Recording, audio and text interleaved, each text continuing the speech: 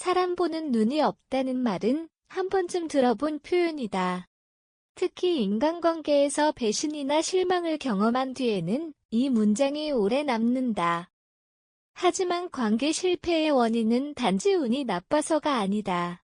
대부분의 경우 우리는 상대의 이상 신호를 초반에 이미 여러 번 보지만 무시한다. 겉으로는 친절하고 공감 능력이 뛰어나 보이며 도움을 주는 것처럼 보이는 사람들이 있다.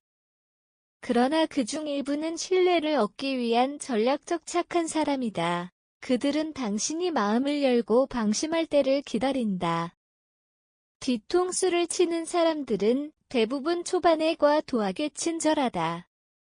처음 만났을 때부터 내가 해줄게요, 괜찮아요, 제가 도울게요 같은 말을 쉽게 꺼내며 상대에게 좋은 사람으로 각인된다. 하지만 이 친절은 계산된 전략일 가능성이 높다.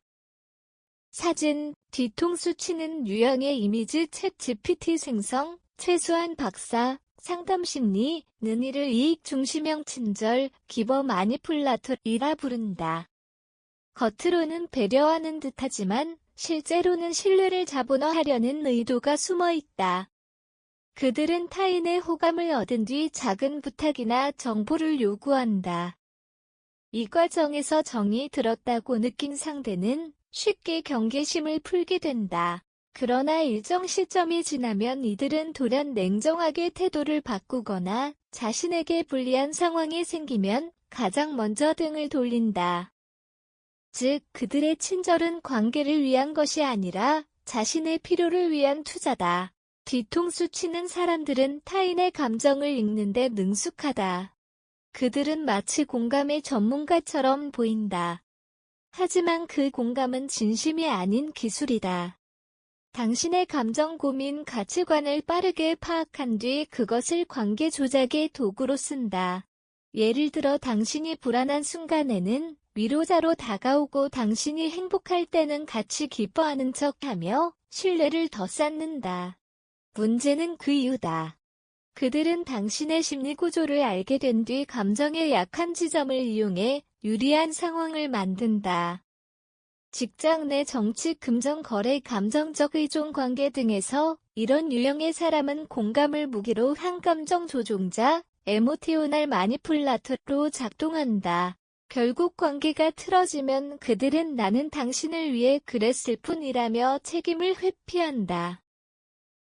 공감의 탈을 쓴 이용 행위는 인간관계의 가장 은밀한 폭력 중 하나다.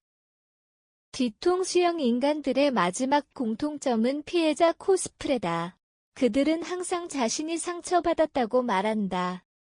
누군가와의 문제에서도 나는 최선을 다했는데 다른 사람이 나를 오해했다고 강조한다. 이러한 태도는 교묘하게 죄책감을 유도하고 상대가 오히려 미안함을 느끼게 만든다. 심리학에서는 이를 감정적 가스라이팅, 에모티오널 게슬라이팅이라 부른다. 이들은 피해자 역할을 통해 상대를 통제하고 관계 내 권력의 균형을 자신에게 유리하게 맞춘다.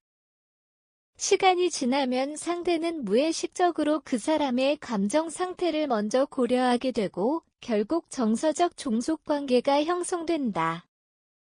이 단계에 들어서면 상대의 이중성이 명확히 보인다.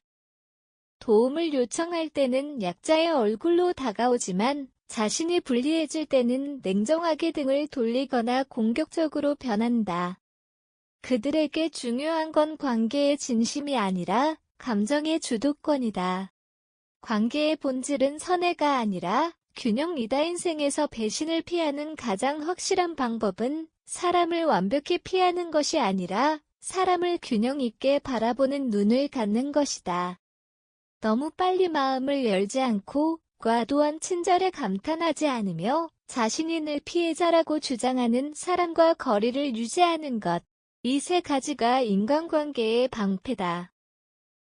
성공하는 사람들은 사람을 믿되 맹신하지 않는다. 그들은 말보다 행동의 일관성, 약속보다 경계의 건강함을 본다. 결국 인간관계의 성공은 착한 사람을 많이 만나는 것이 아니라가면 순 착한 사람을 구별할 줄 아는 것이다.